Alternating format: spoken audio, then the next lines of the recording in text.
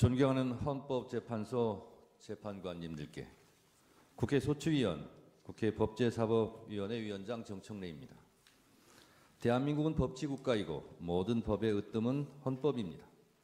대한민국 헌법 130개 조항을 압축 요약해 놓은 헌법 전문에서 불의한간 4.19 민주 이념을 계승한다고 되어 있습니다. 이는 사실상 5.16 군사 쿠데타를 불의한 것으로 규정해 헌법 정신에서 탄핵하고 있습니다. 대한민국의 주인은 국민입니다. 헌법은 제1조에서 대한민국은 민주공화국이고 대한민국의 주권은 국민에게 있고 모든 권력은 국민으로부터 나온다고 주권제민의 정신을 선언하고 있습니다.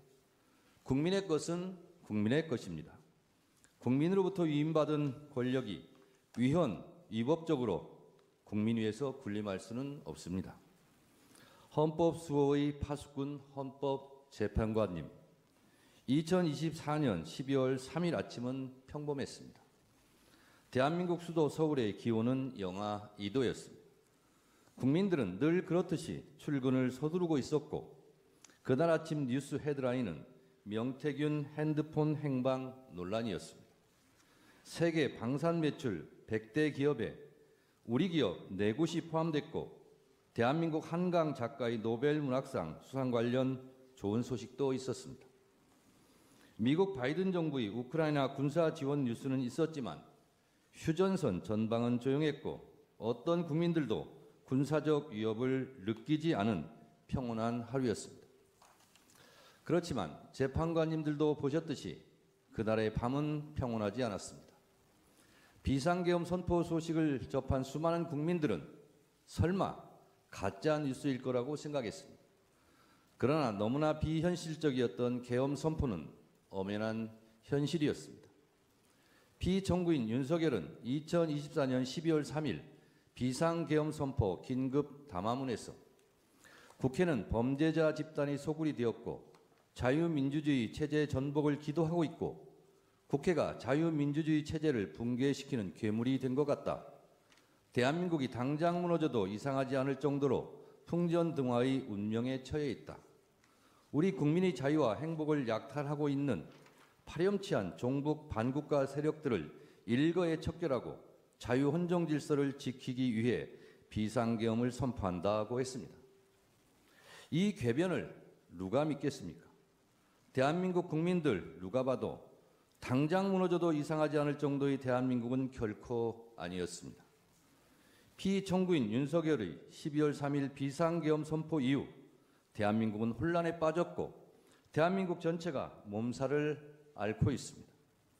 12월 3일 내란의 밤부터 민주주의의 나라 대한민국의 국격은 실추되었고 경제의 적, 불확실성이 해소되지 않으면서 국민들은 한 달 넘게 불안과 공포에 휩싸여 내란성 불면증에 시달리고 있습니다. 국민들의 저항과 국회의 신속한 대응으로 비상계엄이라는 독재 시도가 수포로 돌아간 후에도 피정부인은 망상에 근거한 자신의 경거망동을 반성하기는커녕 수사에 응하지도 않았고 법원이 발부한 체포영장의 집행도 막무가내로 거부했습니다. 이것은 대한민국의 사법체계를 뿌리채 부정하는 것입니다. 소추위원 이전에 국민의 한 사람으로서 이런 사람이 대한민국 국정의 최고 책임자 자리에 있었다는 것이 참으로 참담합니다. 이 탄핵 심판은 이런 사람을 군 통수권을 행사하는 자리로 다시 복귀시킬 것인지 말 것인지를 결정하는 재판입니다.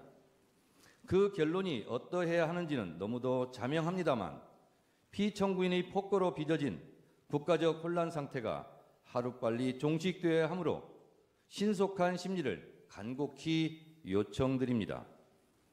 헌법수호 최후의 보루이신 헌법재판관님, 대한민국 국가 경쟁력은 바로 국민입니다. 국민들은 위대합니다. 비상계엄을 소식을 듣자마자 달려나온 국민들께서 국회 본청까지 쳐들어온 계엄군을 막아서고 장갑차 앞에서 온몸으로 저항했습니다. 국민들이 국회의원들이 본청 출입을 도왔습니다. 이처럼 국민들께서 골든타임을 확보해 주신 덕분에 국회의원들이 계엄 해제 요구안을 통과시킬 수 있었습니다. 오늘날 대한민국이 전 세계의 부러움을 받을 정도로 정치, 경제, 그리고 문화적으로 우뚝 서게 된 것은 한국 현대사를 치열하게 살아내신 우리 선조들과 현재를 살아가는 우리들의 합작품입니다. 이토록 자랑스러운 대한민국을 하루아침에 전 세계 웃음거리로 만든 것이 피청구인의 비상계엄 선포였습니다. 그러나 민주주의를 지켜내려는 국민들의 열망으로 피청구인의 독재 기도를 막아낼 수 있었고, 세계는 다시 대한민국 민주주의의 놀라운 회복력에 주목하고 있습니다. 이 모든 것이 국민들 덕분입니다. 국민 여러분들께 진심으로 감사드립니다. 존경하는 헌법재판관님, 피청구인은 헌법 제69조에 따라 나는 헌법을 준수하고 국가를 보위하겠다는 선서를 하고 대통령에 취임했습니다. 그러나 피청구인은 헌법을 수호하기는커녕 헌법을 유린했습니다.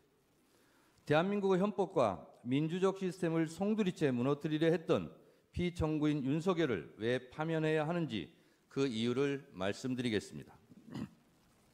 첫째, 피청구인 윤석열은 계엄의 조건을 위반했습니다. 헌법 제77조 제1항에 대통령은 전시사변 또는 이에 준하는 국가 비상사태에 있어서 병력으로서 군사상의 필요에 응하거나 공공의 안정질서를 유지할 필요가 있을 때에는 법률이 정하는 바에 의하여 계엄을 선포할 수 있다고 되어 있습니다. 대한민국은 전시 상황도 국가 비상사태도 아니었고 병력으로서 공공의 안정질서를 유지할 만큼 혼란도 없었습니다. 같은 내용을 규정하고 있는 계엄법 제2조 2항도 동시에 위반했습니다. 둘째, 피청구인 윤석열은 계엄 선포의 절차를 위반했습니다. 계엄법 제2조 제5항은 대통령이 계엄을 선포한 때는 국무회의의 심의를 거쳐야 한다. 제6항, 국방부 장관 또는 행정안전부 장관은 국무총리를 거쳐 대통령에게 계엄의 선포를 건의할 수 있다고 되어 있고, 헌법 제82조는 대통령의 국법상 행위는 문서로서 하며 이 문서에는 국무총리와 관계 국무위원이 부서한다. 군사에 관한 것도 또한 같다고 되어 있습니다. 현재까지 국무위원들의 증언에 따르면 형식과 절차에 따른 정상적인 국무회의는 없었고 현재로서는 국무회의 문서도 부존재해 보입니다. 이처럼 피청구인이 선포한 비상계엄은 내용에 앞서 절차 면에서도 전혀 헌법과 계엄법을 따르지 않았습니다. 셋째, 국회는 비상계엄이나 어떤 경우라도 침탈할 수 없음에도 불구하고 위헌위법하게 침탈해 국회의 기능을 마비시키려 했습니다. 헌법 제77조 제5항에는 국회가 제적의원 과반수의 찬성으로 계엄의 해제를 요구한 때에는 대통령은 이를 해제하여야 한다고 되어 있습니다. 비상계엄을 해제할 수 있는 곳은 유일하게 국회입니다. 이런 국회의 권한과 권능을 방해하려고 국회를 무장병력으로 봉쇄하려 했습니다. 이는 명백한 국헌문란 행위 내란입니다. 넷째, 피청구인 윤석열의 계엄포고령 1호 제1항 국회와 지방의회, 정당의 활동과 정치적 결사, 집회, 시위 등 일체의 정치활동을 금지한다는 것은 헌법 제77조 3항을 정면으로 위반했습니다. 이 조항 어디에도 국회에 관한 특별한 조치를 할 수 없습니다. 이 포고령 1호는 정치활동의 자유, 정당 활동의 자유를 보장한 헌법 제8조, 언론 출판의 자유를 보장한 헌법 제21조 등을 명백하게 위반했습니다. 다섯째, 계엄군이 중앙선관위를 위헌위법하게 침탈한 것도 사법부의 주요 인사를 체포 구금하려고 했던 것도 모두 헌법과 법률을 위반했습니다. 이는 헌법 제77조 제3항, 형법 제91조, 헌법 제114조를 명백히 위반했고 헌법 제105조, 제106조에서 규정한 사법권의 독립에 정면으로 위반했을 뿐만 아니라 헌법의 삼권 분립 정신에도 위배된다 할 것입니다.